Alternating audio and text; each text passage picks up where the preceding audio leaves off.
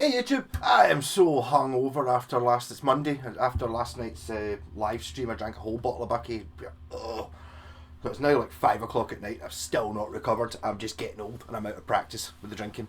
So I'm kind of getting ready to say goodbye to my Black Sabbath bass. I've been using this in the band after the end, basically because it looks, well, I painted it to look the part, to look like Geezer Butler's one, the bass he uses on Top of the Pops in 1978 for Never Say Die. It's his bass is I'm not sure if it's a John Birch or is it Joe D, which I think was one of the guys that worked for John Birch, one of the bass, which is not quite an EBO, but sort of this shape. This is an epiphone EBO, model EBO/CH, made in Indonesia, 2008 version. I got this a year ago, no, more than that, a couple of years ago.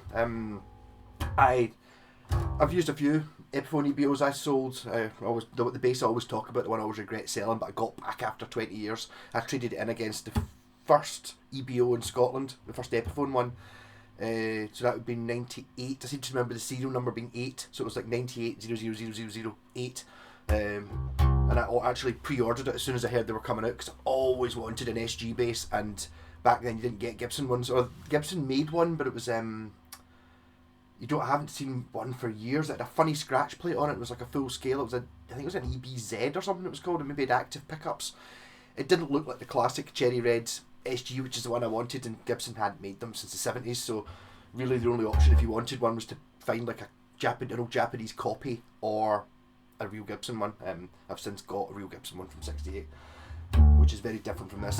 They're not bad. I've been using it basically as the main bass. I'm using two basses in the Black Sabbath band, one for normal tuning and then one for half the sets and drops in C sharp, so I've been using a second bass. And really, because I'm using this and another bass, it's kind of quite obvious that the other bass is much better. So I'm getting rid of it. I was kind of reluctant to sell it, just keeping it, but I'm actually going to give it to Rob, the drummer in the Sabbath band. He's a mad Sabbath freak like I am, so it's going to someone I know will appreciate it. Also, he used to play bass in a Pink Floyd tribute band, but he doesn't actually even own a bass, which is like really surprising. When I've noticed him, I came back from the toilet one time in the studio and he was playing my bass and he was really good. It's like, it's a bit ridiculous being able to play and actually been really good on the bass and not even owning one, so he's getting given this. Also, kind of on a wee bit of a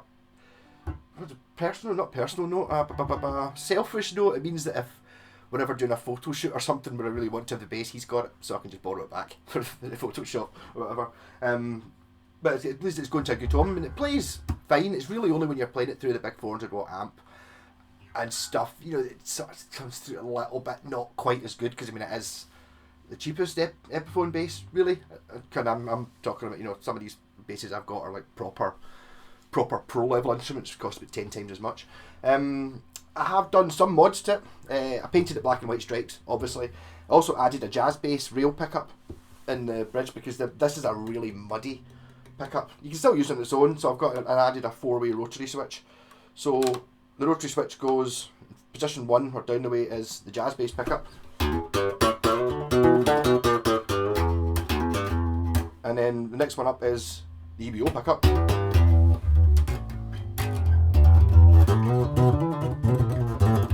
Which doesn't actually sound that bad. The one I had years ago wasn't very good, but I think it was quite a different. I think they've maybe upgraded it from the original, whatever the original one from 98. This is 2008, so it's 10 years later. It doesn't seem to be as bad. An EBO is a funny one. It doesn't sound like a P bass. It's kind of like its own thing. It was like Gibson's answer to the P bass. So it's like there's a shorter scale, and the pickup's really muddy and kind of sounds broken until you try and play free on it or something like that. Who actually uses, or Slade would actually use an EBO, and you go and it makes sense.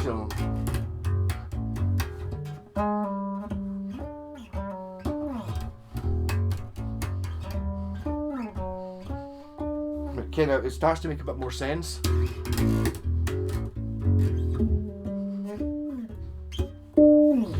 It does that. And then the next one in the rotary position is both the pickups on, so original sound. This is now the jazz bass and the EBO sound, which kind of is getting it more towards being normal bass sound.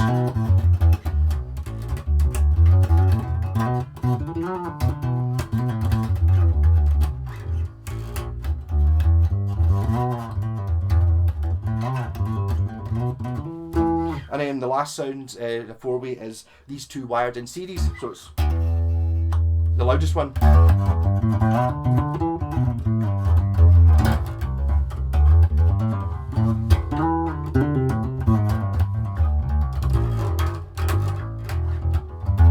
Yeah, so I mean, there's nothing wrong with it at all. It's not really even so that much when I was playing it in the studio. It was more when I was listening back to any tapes, with any recordings we'd made. Kind of listen to it. It's kind of like it doesn't quite have the definition to punch through it in the Sabbath situation that a more expensive bass does. I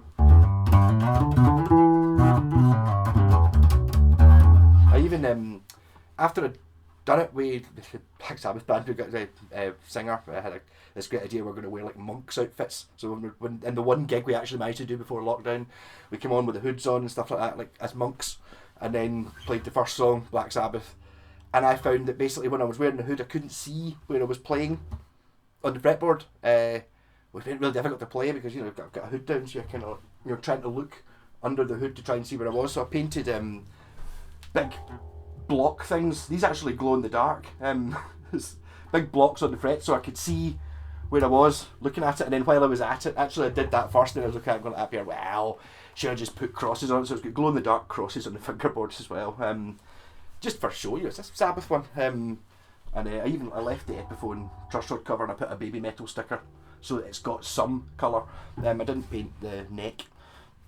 So I got this cheap because it was just a body, and it was like, I can't remember, just 15 quid I think it was. It wasn't that far away. And I was like, an EBO, so I was thinking 15 quid for the pickup and the bridge and the body. It's like, well, can't really go wrong. I've really basically bought it for the pickup.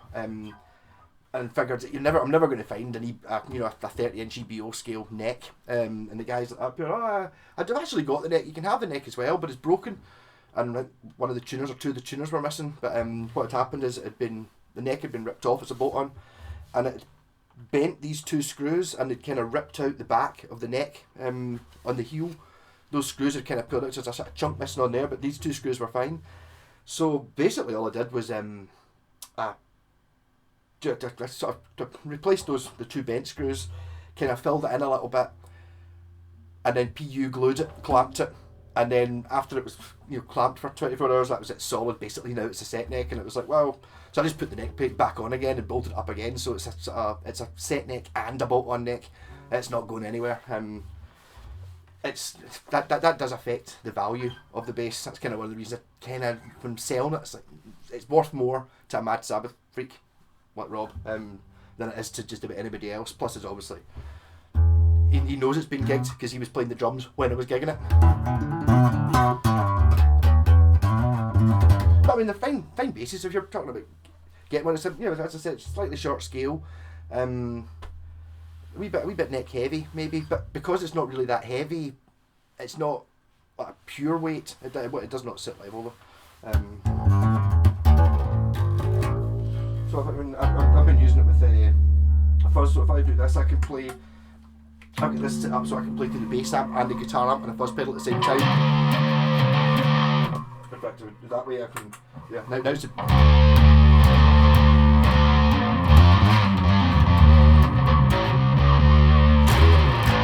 What are the chances of this drum being matching?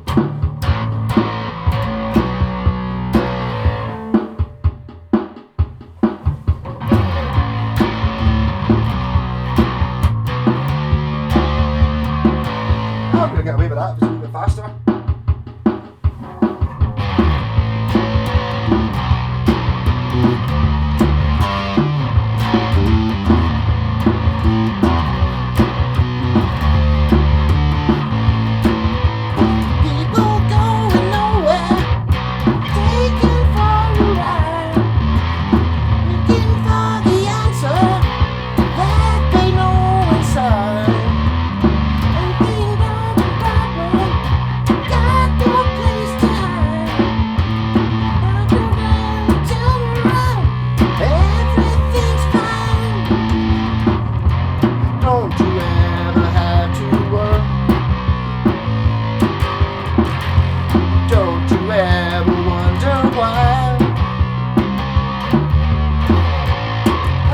part of me that tells you, don't you ever say die. Don't ever say die again.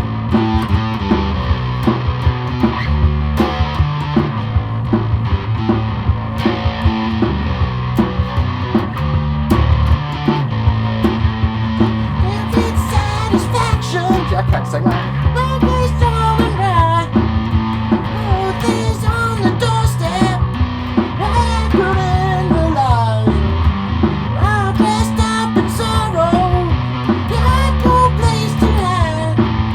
Turn around, do it right. Everything's fine. Don't you ever have to worry. Don't you ever wonder why. It's a part of me that tells you, don't you ever say die. Never say die again.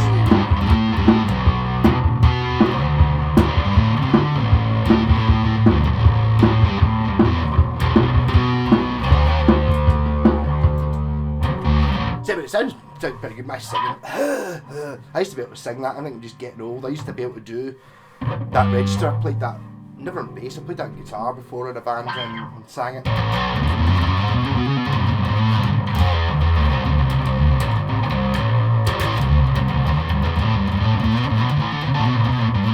But I'm really thinking I should be using 2 amps live now, because I mean, it sounds great having the bass and like a guitar amp with the fuzz pedal on, just kind of makes it sound huge.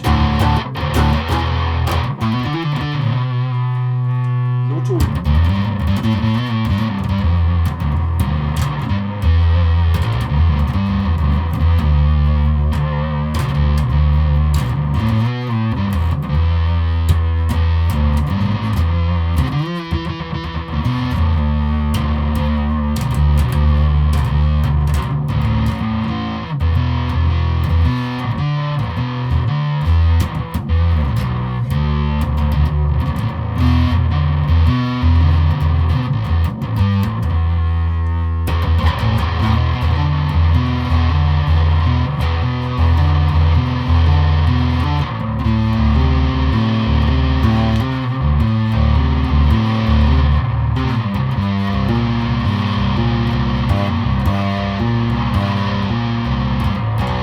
One of my favourite bits.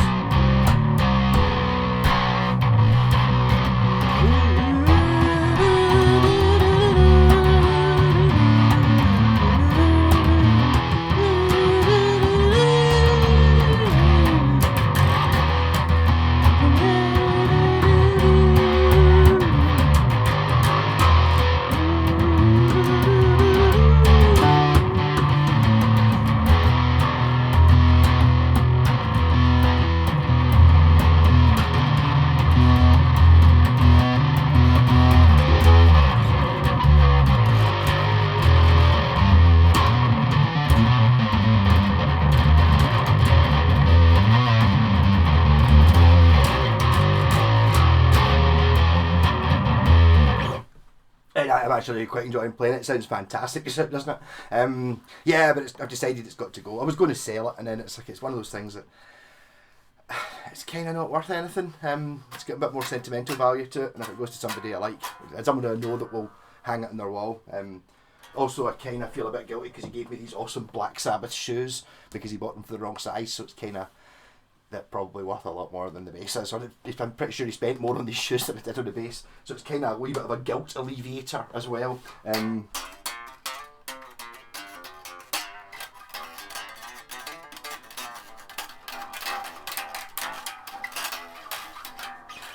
Yeah, so goodbye. I'm kind of trying to reduce the collection a little bit. It means I can keep my eye out. I'm going to keep my eye out for I could just put it away, the Avon Rose Morris EBO. It was a bolt-on neck, 70s Japanese one, and it's very much, very close to being as good as the original EBO. So I might have a wee look out, see if I can find one of them. There's a wee bit of a problem with those basses. They're going back years and years. I had one of them, converted it to a 6-string baritone. My pal loved it. He's like, if I buy one, could you do the same thing? No problem. So if he found one, Avon Rose Morris and the headstock looked the same in the photos. The only difference was mine said Avon Rose Morris Japan, and his had the same plate on it but said Avon Rose Morris Foreign. That didn't make any difference. And then when he gave it to me, this thing was awful. It did look like an EBO, but I mean, basically the Rose Morris one that I've chopped up and turned into a baritone. Mahogany body, mahogany neck. It's fine. It's a good bass. The bridge one, it was pants, but I mean, I would just buy a bridge like this for it. But this other one my pal bought, it's like the neck was plywood, like plywood on its end, and the fingerboard was plywood, and the body was plywood, and it's like, whoa, and like every part of it was really, really, really cheap. Even the tuners looked the same as the original Japanese ones, and it's like they weren't this design, but see how it's held on with 4 screws? Well, the ones on this were they weren't this shape, and I was looking at them going, they looked almost exactly the same from a photo, but the end bit was plastic, not metal. Right, okay.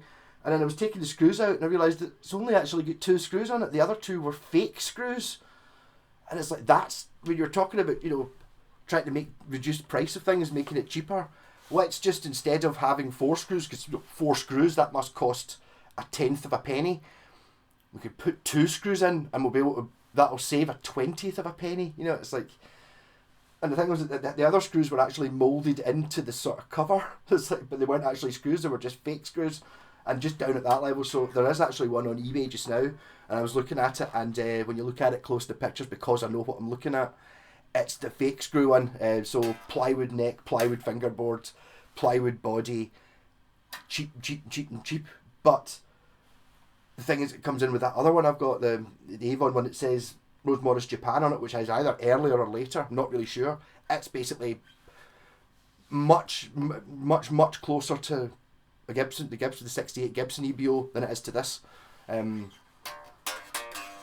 So there we go. I'm trying to come in with one bass video. Some people, again, the bass videos seem to be really polar. Some folks are like, oh, bass video, awesome, and other people don't watch bass videos because they don't like basses, and it's like, you should like both. Really, I can sort of see more. You've got more of a reason if you're a bass player to not be as interested in guitar ones. But if you play guitar and you don't have a bass, buy a bass, man. Basses are awesome. Even buying like an EBO or something like that, they're actually much more expensive than I thought they were. I'm going back to when I bought mine new in '98. I think it was 120 quid. So I kind of assumed they're 120 quid. They're not. They're 200 quid now. But if you play guitar and you've got a few guitars, pick yourself up a bass. Basses are great fun to play, and you'll find that there's so many things you can do on a bass that are kind of pointless to do on a guitar. You would never really. Some things on a bass are really easy. Like the band's playing their AC/DC intro, and then it comes in. It's like dun dun dun dun dun dun dun dun dun dun. It's so much fun doing that, and just ending, you know, when it comes in with whatever the riff is, you know, it's like dun dun dun dun dun dun dun dun dun dun dun dun dun. You can really boost things up, and it's a total buzz doing it. And the more you learn to play on the bass, it makes you so much better on the guitar, because suddenly you're aware more of what the bass player's doing, so you kind of leave gaps and you know when to play and what not to play, what you can do on the guitar and what the bass player is better at. So you can try and struggle doing the guitar, but the bass is dead easy. I think that's kind of the same about learning any other instruments. I can't really play anything else. I did buy an electric drum kit at one point and just messed about with it, playing along with AC/DC and Michael Jackson for some reason, and just having a little bit of an understanding, not in any way saying I can play the drums, but I can kind of bluff my way through, and just, you know, a jam sort of thing when you're drunk, I can sort of bluff my way through, and just having that enough understanding to do that really opened up the bass for me, because now when I'm playing with a drummer, I can't do what he's doing, but I understand the principles of what it is he's doing much more, which makes it play the bass much better. And it's the same thing when you do that with a guitar. If you're playing a guitar, and you sit and play the bass for a few hours a night for a couple of weeks, after that you'll be much better on the guitar because you'll now understand what the bass does, and vice versa. So it is Monday. I'm hungover. I actually starting to feel a little bit better now. I bought myself a bottle of the old Iron Brew thing, which has got tons of sugar and stuff in it. This Iron Brew is meant to be a hangover cure. It's kind of... I've made myself a couple of sandwiches and I can only eat one of them. It's just like...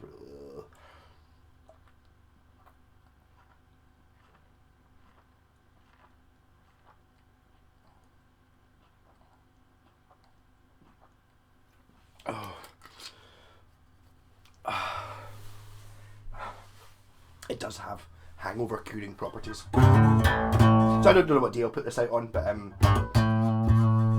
rock on!